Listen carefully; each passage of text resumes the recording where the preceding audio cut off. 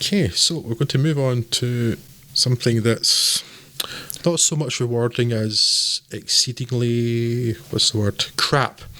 Just to give away my thoughts on it, Scott. Spoilers. Yeah, so this is Midsommar, and now this podcast is apparently hosted by the only people in the world who thought that Hereditary was a steaming dung heap of a film. So quite why we are subjecting ourselves to Ari Aster's follow-up feature, Midsommar, is a question that would perhaps only reveal the levels of self-loathing we have, rather than any kind of optimism that this would be any less steaming dung heap-like. So let's not go there. Yes, again, name of this podcast, not accidental. Yes, let's go instead to Florence Pugh's Danny Ardor, a PhD student in a strained relationship with Jack Rayner's Christian Hughes, who tells his friends that he's looking for an escape strategy. However, tragedy gets in first, with Danny's sister committing suicide and taking her parents with her. Still reeling from this, she nonetheless accepts an invitation to accompany Christian and his friends on a trip to Sweden, those friends being William Jackson Harper's Josh, Will Poulter's Mark, and finally Wilhelm Bolmgren's Pell, the Swede whose village we will be visiting. A village that immediately looks like a creepy murder cult, and, well, is a creepy murder cult, just one infused with Nordic folklore rather than whatever was going on in Hereditary. Witchcraft? I forget, and don't care enough to look it up. Look, Satan. Yes. Satan worship, I think. Look, I'm not going to talk all that much more about this because, well, I suspected it wasn't anything I'd like going into it, and I'd had enough of a flavour from it from yourself and Craig to confirm that it wasn't anything I'd like, and so it was no surprise when this became something I didn't like in short enough order. Now, I rather wish this was a drama rather than a horror because I like a lot of Aster's visuals and pacing, and there's some solid character work early doors, and I like the actors that are playing them. However, they're just put in such a stupid situation that there's no point caring about them. I mean, why on earth would I spend even a fraction of a second trying to get involved in a conflict between Christian and Josh's ownership of subject matter for the thesis when we've already seen someone's face being staved in graphically with a mallet and they're just waiting for the same thing to happen to our other protagonists? And am I supposed to be reading something deeper into the state of Christian and Danny's relationship, or relationships in general, in the final reels when both are just mashed off their tits and psilocybins? Why on earth would I do any of that? Look, not every film has to be for me. That's fine.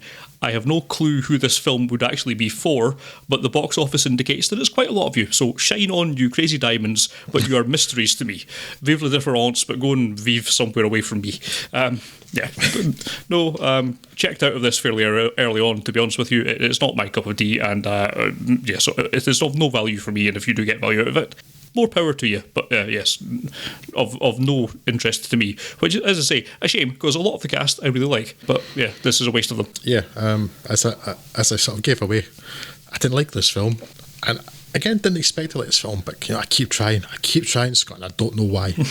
It's just, apparently, and I don't see this in this film at all, was that I think Ari Aster could probably be a really good DOP. I think he's a terrible director and writer.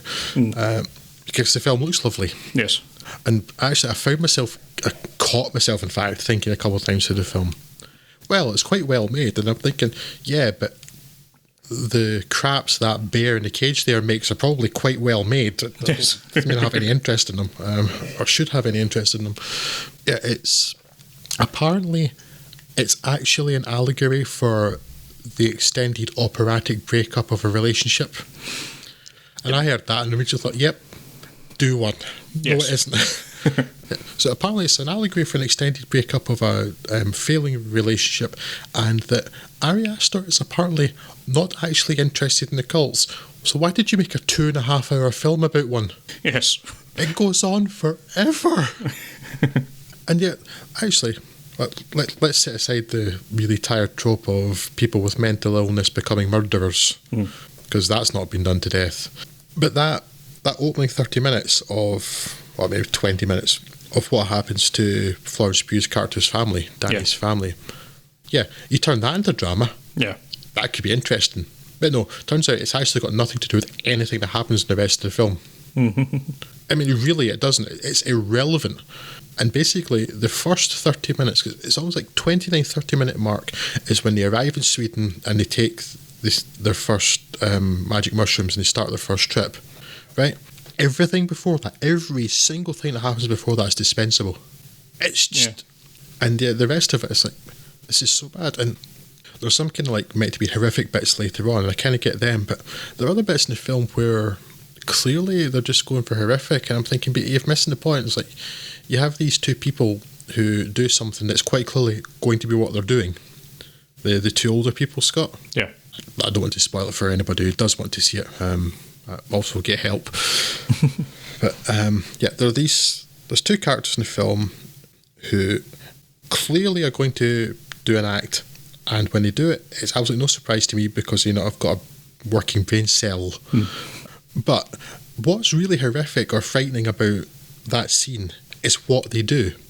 But then they show these like hideous dummies of the aftermath, and like, yeah, but that you're just putting in to try and shock people. It's so gratuitous and unnecessary, given because like later on, like violence might be a thing that's meant to be horrific.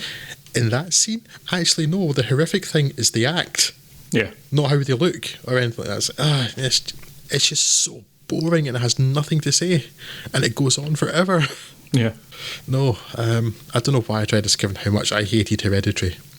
And I keep seeing people talk about how Toni Collette was a powerhouse performance, and I'm like, am I taking crazy pills because she was awful? It was laughable. Yeah. So there's some scenes in Midsommar that look really nice. Yeah, okay. That's all the positives I have to say about it. Yeah. This didn't make me angry like Hereditary did. It's just like, okay, fine, whatever, and checked out. And this is just too boring for that, I think. Too dull, yeah. It's like The Wicker Man with all the interesting bits taken out. There's not, lots of not a great deal happening, and that should really be in sort of service of building some suspense, but it just kind of doesn't. I just couldn't bring myself to care about any of it. So, nope. Yeah. And there's nothing original in it. I knew exactly every turn the film was going to take. Yeah. Every single one it's really obvious. Yeah. And a lot of it's actually also really on the nose in terms of characters. The characters aren't particularly interesting either. Yeah. But you've got one guy he's a kind of crappy boyfriend, but it doesn't really merit anything that happens, and it's like, yeah.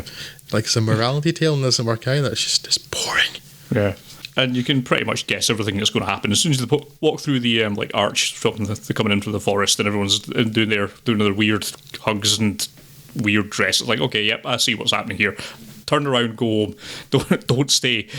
Bad things are going to happen, and you could pretty much guess what those bad things were going to be. Yes, no good. Yeah, so honestly, it wasn't guessing. I knew. Mm-hmm. I was absolutely no doubt. I was 100% correct. It's not like I think this is. I know how this is going to play out, and it's rubbish. Yes, let's not waste any more time on it. I think the only thing I didn't predict was the fancy dress, because of the particular fancy dress at the end of one character, the brown one. Because that was beyond stupid. Yes. I couldn't predict that. That was too dumb.